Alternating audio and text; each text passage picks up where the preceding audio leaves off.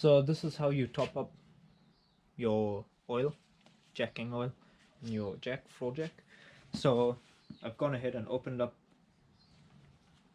the valve over here, or the screw. I've undone the handle so there's no pressure, and the arm is fully dropped down. Using my jack oil, I'm going to top it up here.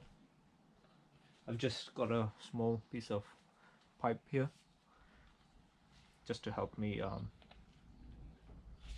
get the oil in the hole.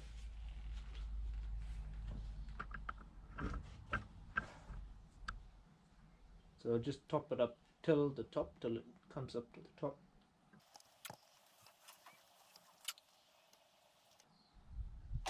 Just like that.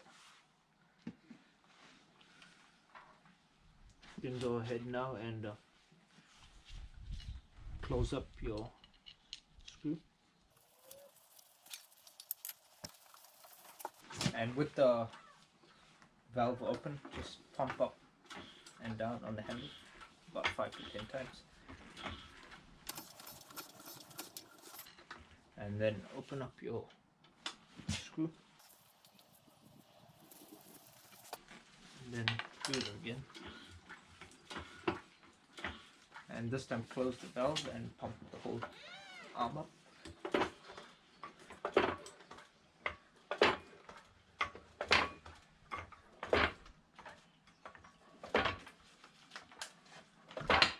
And with it up fully, just pump on this handle about 4 or 5 times.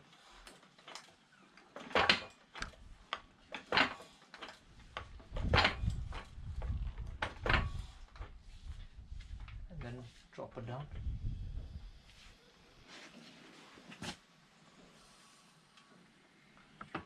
And open up your screw.